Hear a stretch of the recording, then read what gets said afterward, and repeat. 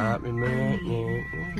Ano message mo kay Bientong Mahal? Kung alam ni Patsy, lahat ng mga paghihirap at Pambili daw sakripisyo ng mo mga para sa ingredients sa kanya. sopa, sabi ni Pero Kuya. bakit manang? Meron na doon. Bakit ako pa yung ilalabas ng Wala sama? cubes doon tapos. Birthday ka na! I'm 10. Sibuyas tsaka Magsiswimming kami. sibuyas? Pero hindi pa namin alam. Sabi yun. Ano yung pagdor? Ulitin natin yung video. Ano sasabihin mo? Happy birthday, Tita Bel. Ay, yan. Desisyon para sa Ulit, bisyo ulit. to. Happy birthday, Tita Bel. Anong message mo? Tasugat sa mukha. Ang mga pangangailangan. Na sana, ano? Pero Irene, Sana kasama maging rin pogi sa ka pa. pangangailangan ng bata ang oras mo. Happy birthday, Kuya Sakripisyo mo ang Bel. Anong trabaho mo. message mo? Ang sa akin lang, Sana kaya kung makita lang nung bata na Sana kahit mas- paano sana maging malaki pa ibibigay mo ulit ang kahit ulo konting mo. oras mo.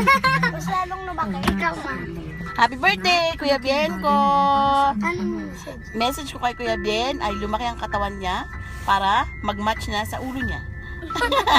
At sana mawala na ang mga pigsin. Hindi na bumalik. Go away, go away. Ikaw, message mo pa. Ang message ni Tita Abby kay Tita Bel, sana lumaki ulo. Ah. Ako, sarili ko, I sana. hope you comprehend.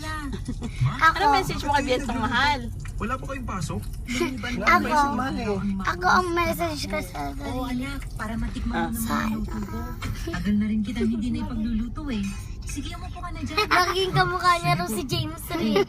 Hindi na kailangan kasi kamukha mo na si Kaya nga. James Reid. Mas pogi ka pa kay James Reid eh. Mas pogi ka pa kay All time James tayo mahal.